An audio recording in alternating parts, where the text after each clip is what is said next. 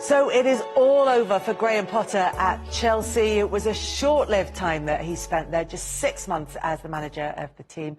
Sean Wright Phillips and Miguel Delaney are here with us in the studio. And although Chelsea had made a lot of noise about the fact this was going to be a long-term appointment, that this was part of some kind of bigger vision, it did in a way feel inevitable, didn't it? Yeah, because the results and the way they're playing. Formation, I didn't see it, the system, I didn't see what was going on. It just seemed like he was running out of time. And I feel that, especially with the new owners, they weren't going to be patient simply because the results weren't good enough. I don't think the signings have been great up to this point, have not integrated well for a manager that's come to a club, a big club, and a club like Chelsea. You know, it's a volatile place to be for a manager. And in the end, it's unfortunate that it didn't work out for him.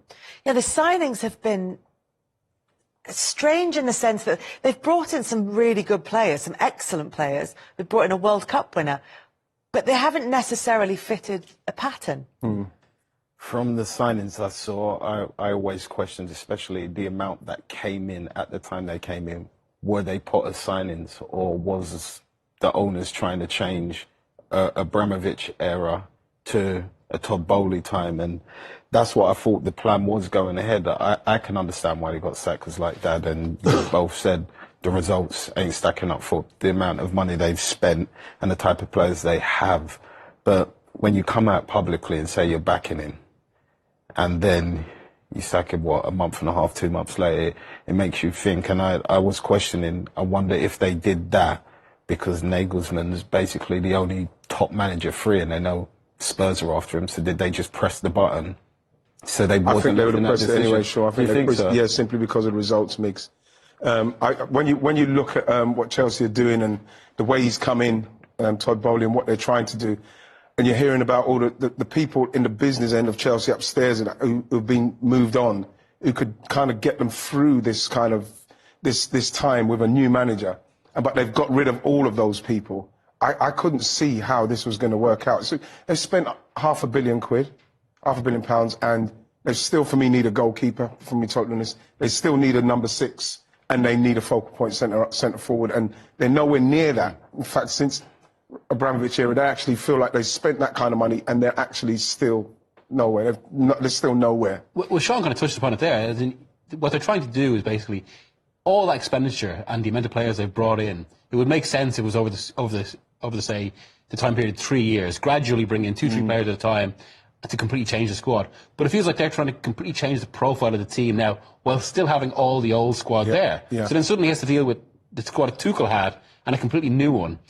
And at the same time, while he himself is adapting to a couple of... I mean, that's what things when we were watching the video there that kind of strikes. I mean, Potter, he's very quickly gone from someone who's seen as this really bright up-and-coming coach that completely fits what Brighton are, and then suddenly you're at Chelsea, which is one of the biggest jobs in the world now, and just to have that spotlight, and it just exposes different things about a manager. Yeah. And it doesn't mean they can't succeed in the long term, but it was suddenly such a massive leap. Like, you could even argue, I mean, Chelsea are obviously, Brighton, you know, they're a club doing very well on the up, but they're not a Europa League club. No. Whereas Chelsea are someone who won the Champions League 2 years ago.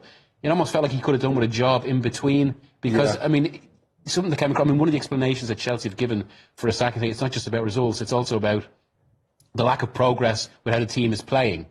And I think you could see that as well, and that it felt like he was second-guessing himself in so many decisions. Miguel, who's making that decision, though, on the way that the team is progressing in terms of pattern, style of play? Because what we know of the people who are the higher-profile members of the board or of the owners partnership is that they're not necessarily knowledgeable about football. So who's making decisions based on the style of football? As you say, there's been so much kind of focus on Todd Bowley, the co-owner, and while he had a massive influence during the summer, what people within Chelsea are saying is that this was very much the judgment of the two co-sporting directors, Win Stanley and Stewart, that they've made a decision, and the decision has been sanctioned by Bowley. And I suppose that's something else that's been happening at Chelsea as well, that they're completely overhauling what the football structure of the team looks like as well. And it is, I mean, it all just sums up a club very much in flux. It just feels, for me, Kels, it feels like the owners, like Bowley and the rest of the owners, they wanted to come in and they want to completely remove themselves from Abramovich's era, which was successful, however we want to see it. But then they've come in with the new manager, and they've, like I said, they've got rid of a lot of people. You'd have thought that they would have come in and let it settle for a while, Kels, to see what's going on, and then, like you say, add some to it and build it slowly. But then, you know, he's coming in, he's trying to change things like all those contracts. I can't wait to see how that's going to work out, Miggy, when you're giving players that much money on such long contracts. Is probably the only thing that he's done which no other Premier League club's done, because it just seems like a crazy thing to do. And again, I just go back to what he's coming in, and it's like a project for him. It's like a game. He's using Chelsea like a game for me, you know. And I feel like Graham Potter's is the one who's lost out on it, because it is an unbelievable job. He is a very good coach. Maybe, like you say, Miguel, he might have needed to go to a ministerial kind of place before he kicked up to Chelsea. But if that chance comes, you've got to take it. Graham Potter was talked about for England. But when you look at the profile that Chelsea want to create for their new squad, or this new vision of Chelsea that they have, it is about bringing in young talent. But it's not about bringing through young talent in the way that Brighton did. It's not about bringing through in the way that Graham Potter has done at previous clubs. It's about bringing in, yes, young players, but established players as well. So did he ever fit the profile of what they wanted from their manager? Well, it looked like they wanted to go a different way. It seems like they did. But even with that way, do you think that he fitted that profile? Do you think that Graham Potter, if you were looking at managers who could bring in young established stars and turn them into, you know, a fantastic attacking, free-flowing football player? I don't know what they wanted, but is that what Graham Potter? Is that what Graham Potter's skills are? I think he's definitely shown that he's a very good coach in respect of his skills. We didn't see him bring too many people from the Brighton Academy. We're seeing Ferguson now. I'm not sure if he came from the Brighton Academy, but we're not seeing like what we've seen with Chelsea. They bring people through. So how would those Chelsea players feel, the young guys, when we've seen the players, the calibre of players that's come out of Chelsea's academy, Kels, and then you're seeing people just sign willy-nilly, bam, bam, bam, bam. How are you feeling right now? And you look at it from Graham Potter's point of view, he has to get it done now. He can't come in and like think, right, let me see, I'm gonna build this project from the academy up, because that's not what he did at Brighton. They made great signings at Brighton. He done good coaching. They integrated well, and then it worked for them. Chelsea, Kels, look, to answer your question, I don't think he did fit the profile of what they're doing, but I think they took a chance on him simply because of how good he was and how good Brighton were, and how well they were coached. Dad, do you think that Todd Bowley even had an idea of the profile that he wanted Chelsea to be? Because for me, I don't personally think he did.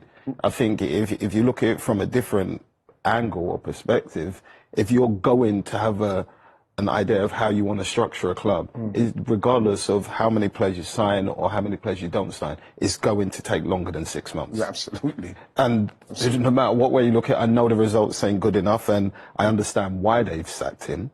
But at the same time, the next manager that comes in, why are you changing him now? Because there's nothing for him to play for. Chelsea's season is effectively over. And for me, they should just avoid Europa and focus on next year, personally. You know, when you're in the dressing room and it's a team full now, or a squad full of big personalities, either from the Tuchel era, or whether it's signings that have been made in the time that Graham Potter was manager, not necessarily by Graham Potter. And you've got all those big personalities all requiring something different. Does it need more than just a good coach to be able to get the best out of them? Do you have to have a certain, I don't know, stature in the game that maybe you have to earn through those steps that Miguel talked about? I think so, yes. But then I think results change that. I think if Chelsea and were... Sessions. And Sessions, yeah. I know the players like the Sessions because Reece and Chilwell have said that.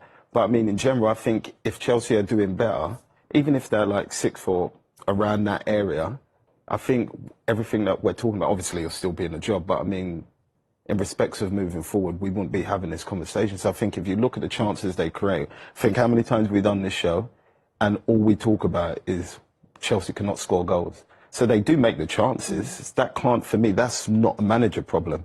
Like I spoke to Dad off air and I said, when you're a striker and you're in that area, you do have your good times, you do have your bad times, but you still always know where the goal is. I feel like the attackers don't. You're saying that the fact that they've missed the players missed chances is why he got his sack in the end? No, I'm not saying, I wouldn't just blame it on the players. I think it's an all-round thing, but I think You don't think 20 it's as bad as chances against Aston Villa. So you're saying you don't think it's as bad as for him to be getting the sack? So if they took some of those chances, you think he might still be in the job? 100. If he doesn't lose against Villa, I don't think they sack him. Wow.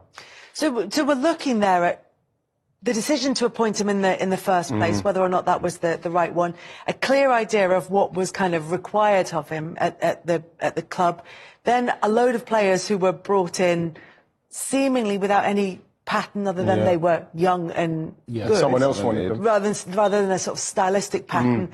And then when those players have come in, there isn't a centre forward in there, and Chelsea are not able to convert their chances. Right. So there's a whole host of different reasons why it didn't work out with Graham Potter. So why then does it feel like this was inevitable pretty much from the beginning? I think there were a lot of people predicting that this would not work out. I do wonder as part of it as well. I mean, as well as that kind of the leap he's made, it's sort of connected as well to the fact that Chelsea are obviously trying to be something else now, a different Chelsea.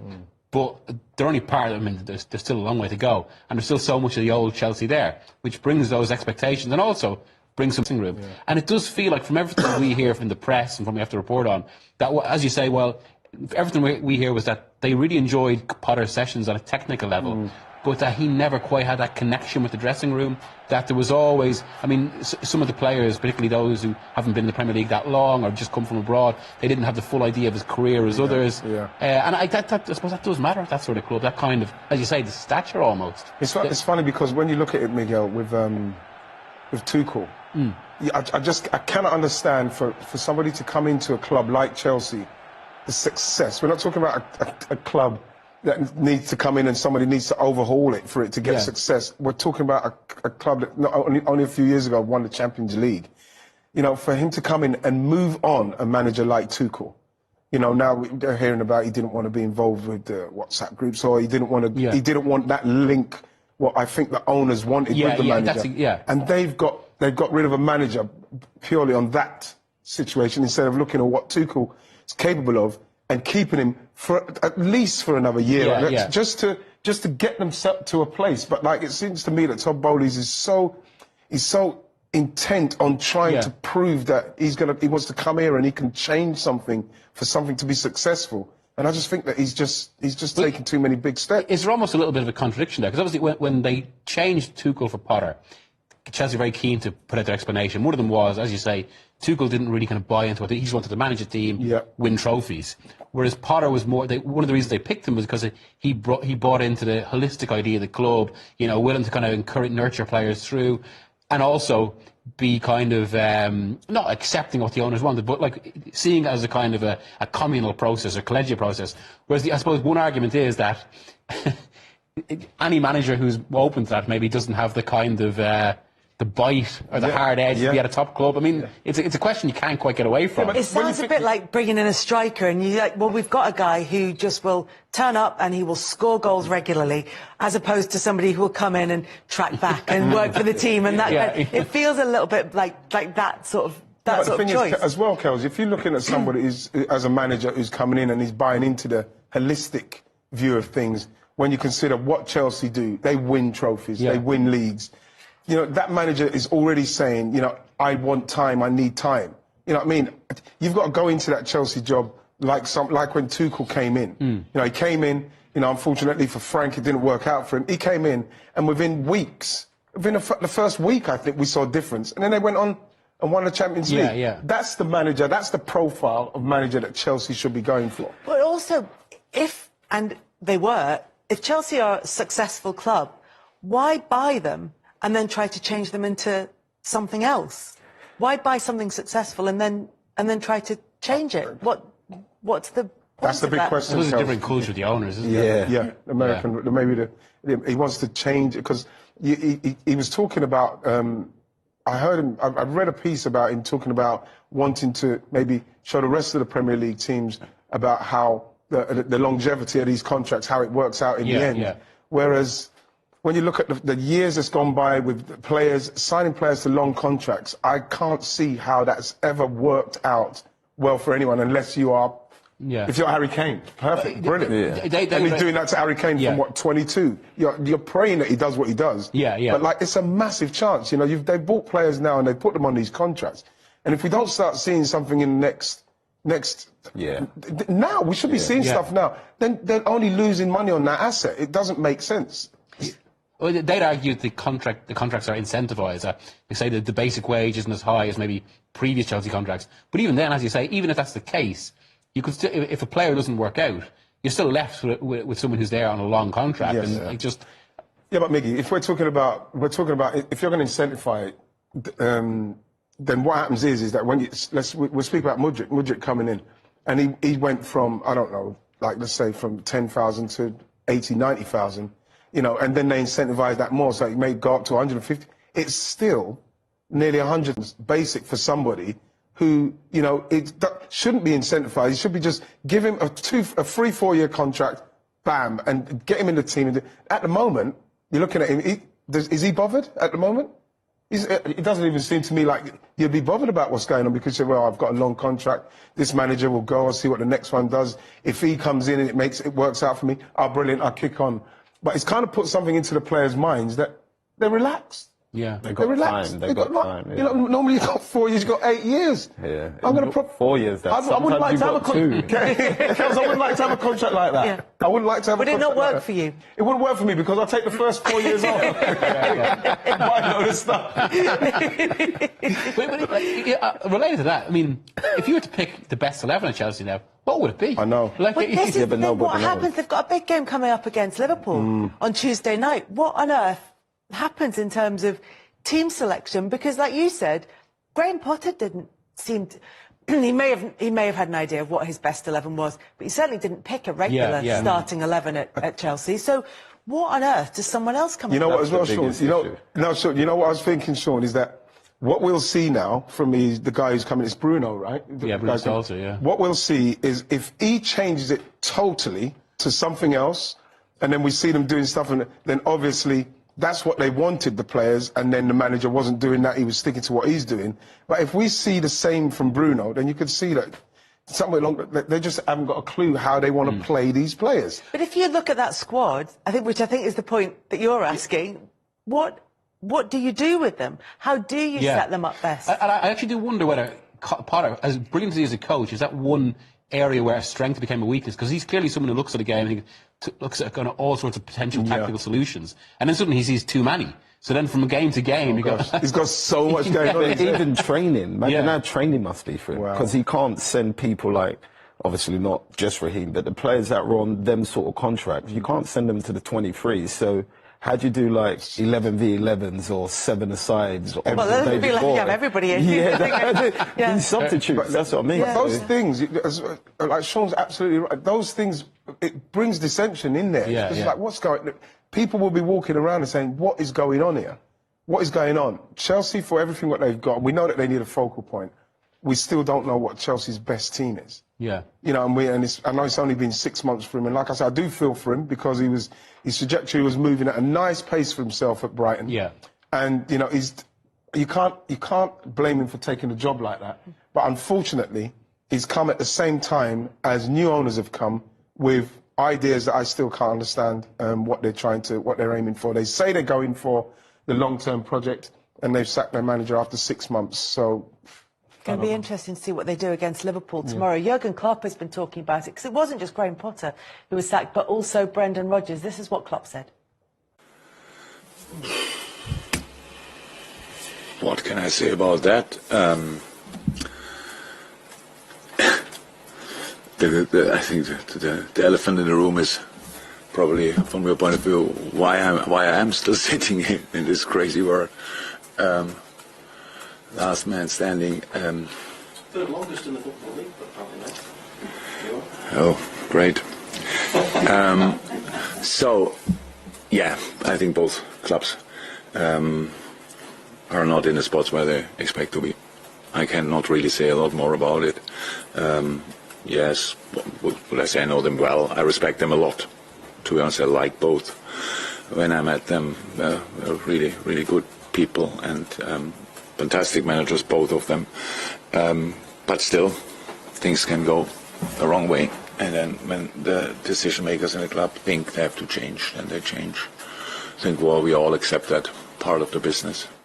And it has been a really busy season in terms of managerial changes. 13 of them, 12 of them were sackings, because the other one was, of course, Graham Potter leaving Brighton to go to Chelsea.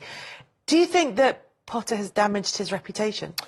I think it is damaged because, like, when he went to Chelsea, as much as people saying, "Oh, okay, interesting," simply because they didn't say, "Oh my gosh, what a terrible," we don't want it. It was more of a case, "Oh, let's give him a chance," because if he can replicate what we've seen him do at Brighton, then he's probably going to do okay here because he's got better players.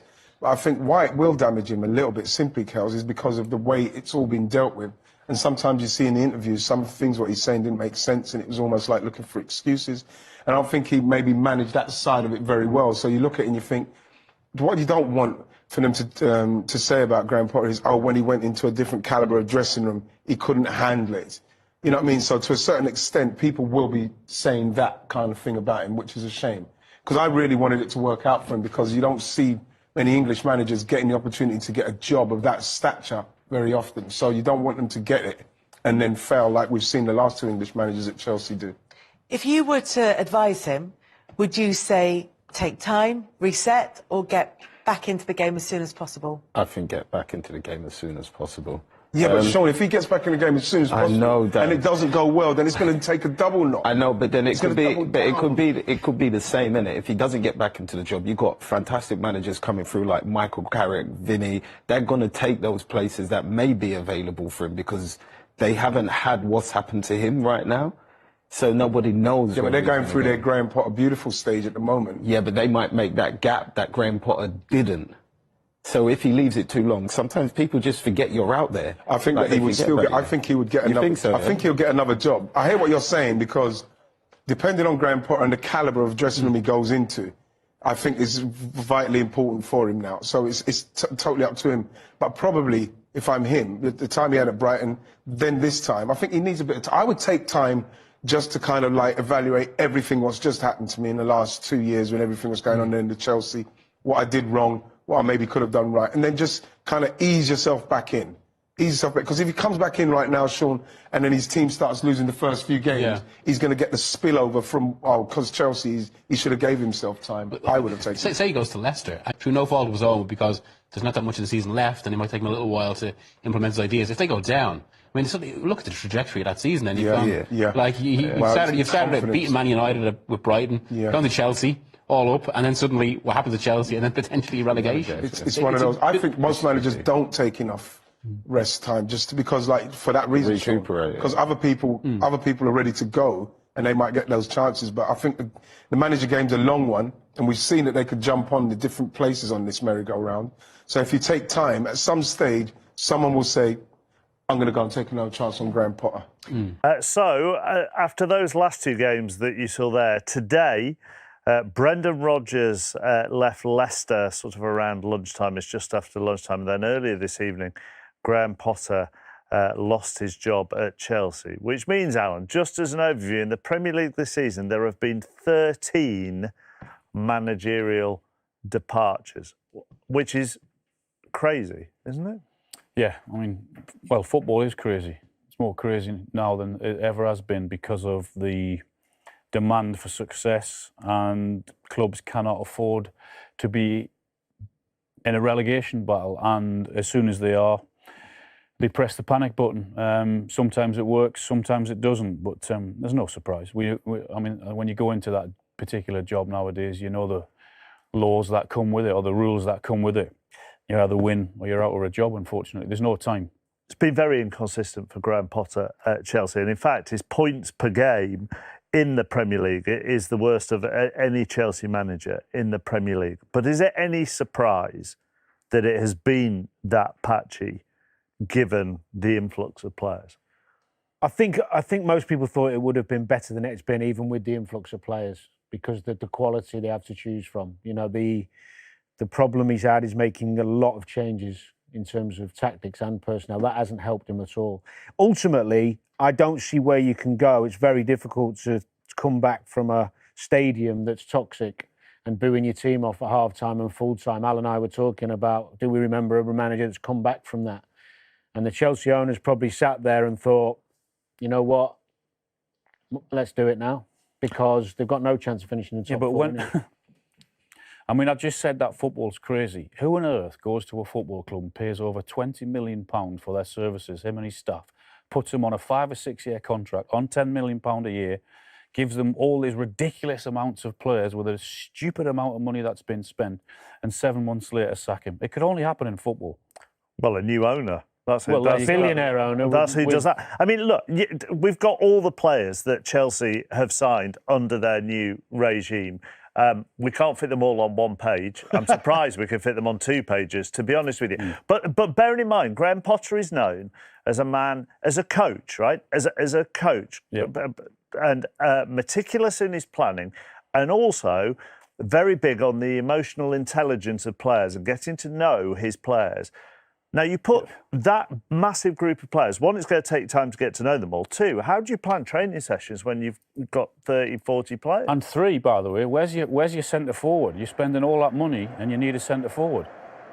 I mean, do you know what? I think some managers are better suited to managing top players and being on the front foot. And some managers are better suited to managing teams who are the underdogs and need to keep tweaking and changing and having little tactical plans to try and punch above their weight. And I think he might be more of one of those. I don't know, I mean, might be being harsh, but it feels that way.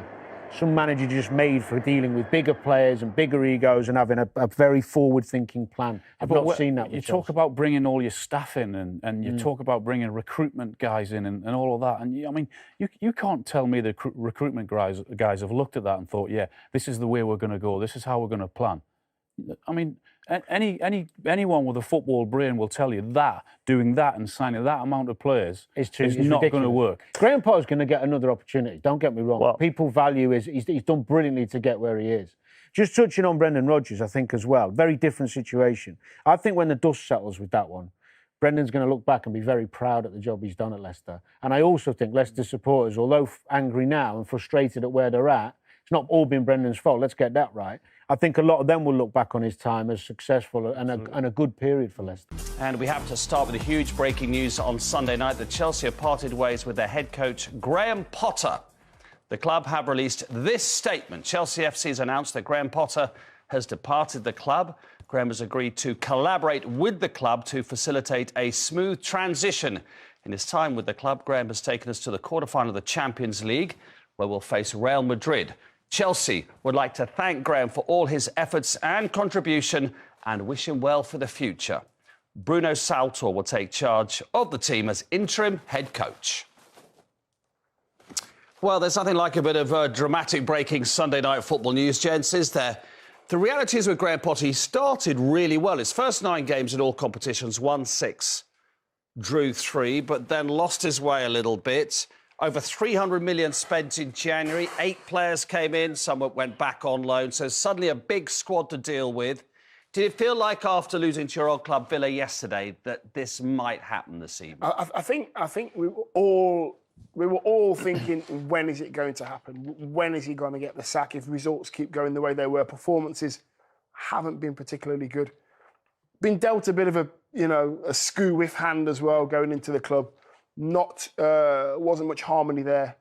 But when results go like they do, unfortunately, you see sackings now after 6, 5, 4, 10 games. It's just bizarre. The way the game's gone, I'm not surprised. I think it's too early, though. Yeah, I mean, interestingly, as everybody accepted, if Roman Abramovich had still been owner, he'd have probably been sacked earlier than this. So by Chelsea standards, he's had longer.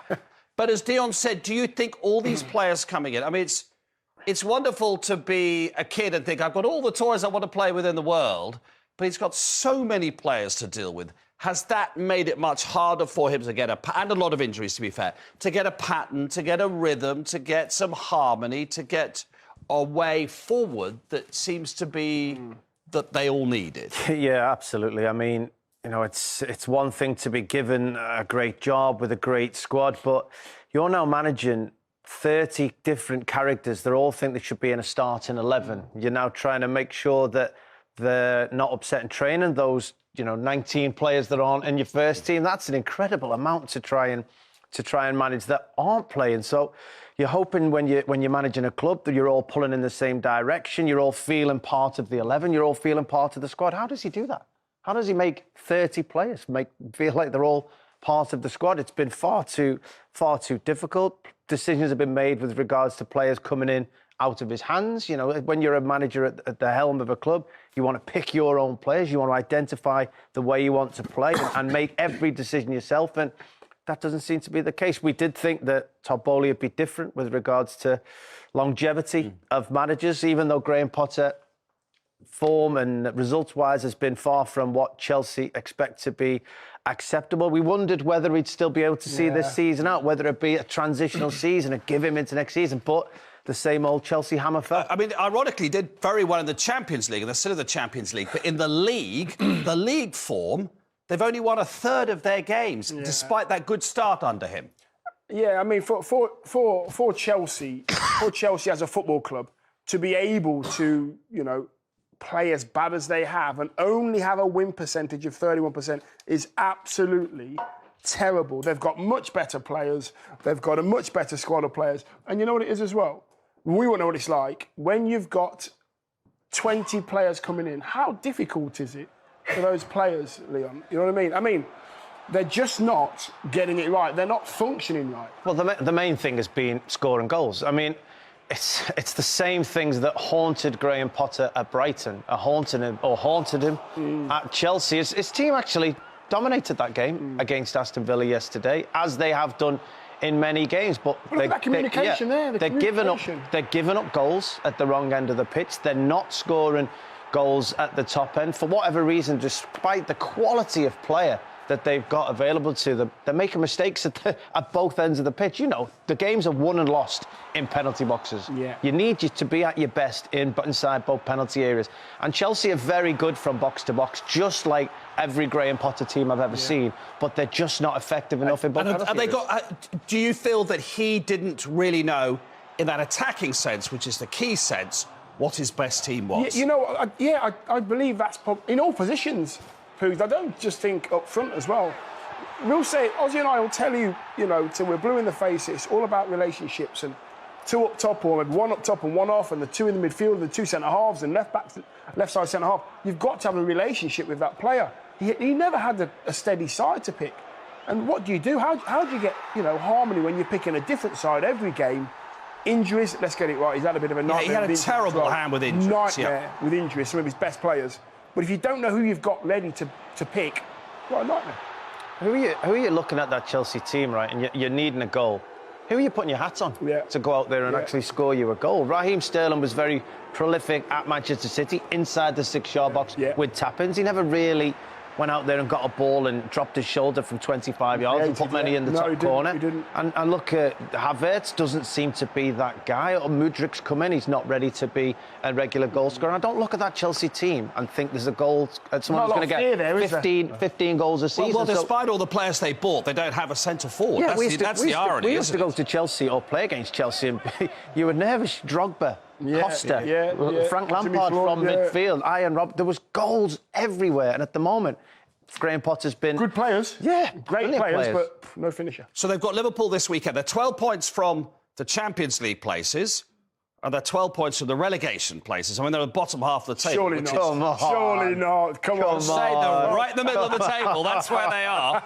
But they are still in the Champions League. If you're a Chelsea fan, the previous 2 times your team has won the Champions League, you sacked your manager mid-season. You also reached a Champions League final and lost it when you sacked your manager mid-season. There is a man out there who is the favourite this evening, Julian Nagelsmann, who's 35, the Bayern Munich manager. Are we going to have a Thomas Tuchel? Because don't forget, he managed Chelsea this season as well. This season, are we going to have a Nagelsmann-Tuchel swap? Because Tuchel's obviously at Bayern. Potentially. I mean, if you're in charge of Chelsea now and you've had Graham Potter at the helm and things haven't been going right, to move him on at this point, I'm thinking there's been a conversation with somebody. If the person you've identified has to be out there, surely you've got your eye on somebody. Before you make the move. Before you make the move. Yeah. And if that person's out of work, surely you've had a conversation with that person, which is Nagelsmann, as we're talking. So I expect that's been spoken about already, and you know he'll be coming in, and I'm sure Chelsea fans will be hoping that record continues. New manager in, Champions League final at least. So, just very quickly before we move on, because we've got another sacking to talk about. Nagelsmann's a favourite. Also in there, Pochettino, No. Luis Enrique might be, Zinedine Zidane. I can't see Poch going to Chelsea. You couldn't see a Tottenham manager go to Chelsea. I can't see Chelsea fans allowing that. No, I think I probably agree with you on that one. Zidane? Zidane. I'm sure they'd love outside Zidane. chance. They'd love Enrique? Zidane. Luis Enrique? Not really. I don't think so. I think all roads lead to all top people, all great managers and names within the game, but.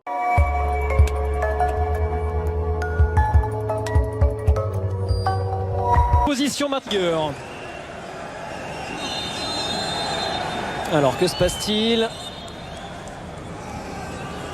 Le buteur Hakim Ziyech est resté au sol.